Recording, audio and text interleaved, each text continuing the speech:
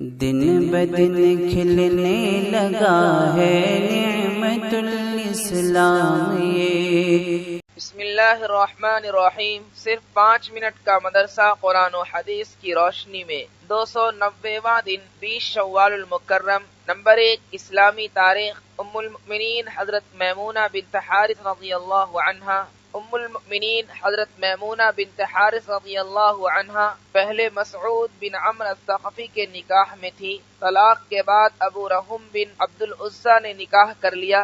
ابو رحم کے انتقال کے بعد صحیح روایت کے مطابق اس نکاح کی تحریک و پیشکش حضرت عباس نے کی، اور جب رسول اللہ صلی اللہ علیہ وسلم عمرے قضا کرنے کے لیے سن 7 ہجری میں تشریف لے گئے تو 500 درہم مہر پر حضرت عباس رضی اللہ عنہ ہی نے مقام شریف میں آپ کا نکاح پڑھایا۔ اس رشتہ کی وجہ سے حضرت عباس رضی اللہ عنہ آپ کے ہمزلف یعنی ساڑھو ہوئے۔ حضرت میمونہ رضی اللہ عنہا سے محدثین کرام نے 46 حدیثیں نقل کی ہیں، جن میں بعض سے ان کی فقہی مہارت اور مسائل کی گہری واقفیت کا پتہ چلتا ہے۔ حضرت عائشہ رضی اللہ عنہا فرماتی تھی کہ حضرت میمونہ رضی اللہ عنہا اللہ سے بہت زیادہ ڈرنے والی اور صلہ رحمی کرنے والی تھی۔ یہ عجیب حسن تقدیر ہے کہ مقام شریف میں حضرت میمونہ رضی اللہ عنہا کا نکاح ہوا اور شریف ہی میں سن 51 ہجری میں ان کا انتقال ہوا۔ حضرت عبداللہ بن عباس رضی اللہ عنہما نے جنازہ کی نماز پڑھائی۔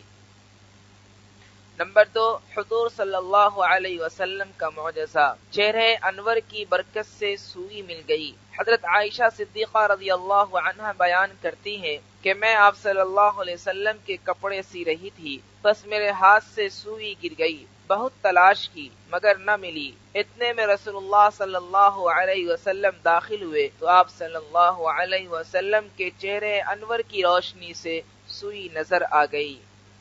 نمبر 3، ایک فرض کے بارے میں۔ جنت میں داخلے کے لیے ایمان شرط ہے۔ رسول اللہ صلی اللہ علیہ وسلم نے فرمایا، جس شخص کی موت اس حال میں آئے کہ وہ اللہ تعالیٰ پر اور قیامت کے دن پر ایمان رکھتا ہو تو اس سے کہا جائے گا کہ تم جنت کے 8 دروازوں میں سے جس سے چاہو داخل ہو جاؤ۔ فائدہ، جنت میں جانے کے لیے مرتے وقت دین کی بنیادی باتوں کا عقیدہ رکھنا ضروری ہے۔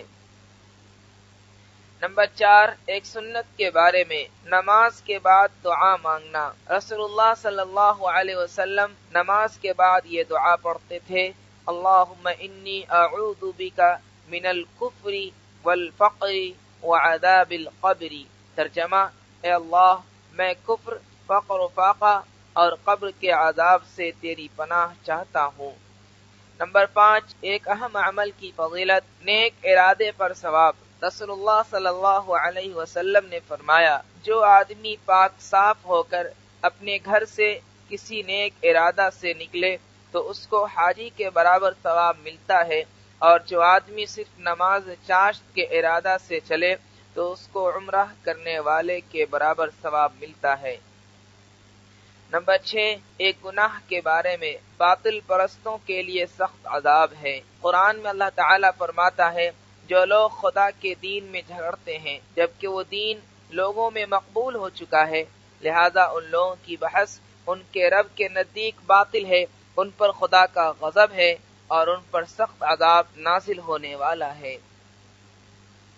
نمبر 7، دنیا کے بارے میں۔ دنیا کی زندگی کھیل تماشا ہے۔ قرآن میں اللہ تعالیٰ فرماتا ہے، دنیا کی زندگی کھیل کود کے سوا کچھ بھی نہیں ہے، اور آخرت کی زندگی ہی حقیقی زندگی ہے، کاش یہ لوگ اتنی سی بات سمجھ لیتے۔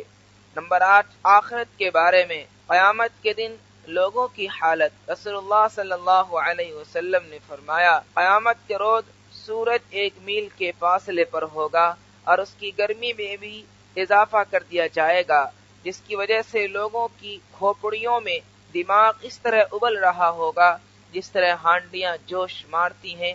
لوگ اپنے گناہوں کے بقدر پسینے میں ڈوبے ہوئے ہوں گے، بعض ٹخنوں تک، بعض پنڈلیوں تک، بعض کمر تک اور بعض کے منہ میں لگام کی طرح ہوگا۔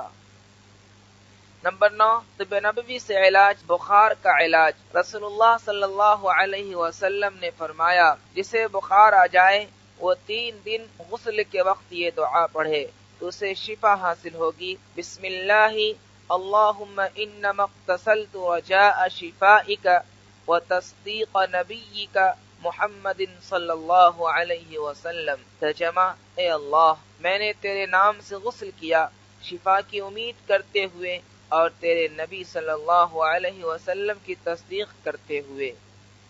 نمبر 10، نبی صلی اللہ علیہ وسلم کی نصیحت۔ رسول اللہ صلی اللہ علیہ وسلم نے فرمایا، قرآن کو ہمیشہ پڑھتے رہا کرو۔ اللہ کی قسم، قرآن اس سے بھی جلد نکل بھاگتا ہے جتنا جلد اونٹ رسی توڑ کر بھاگ جاتا ہے۔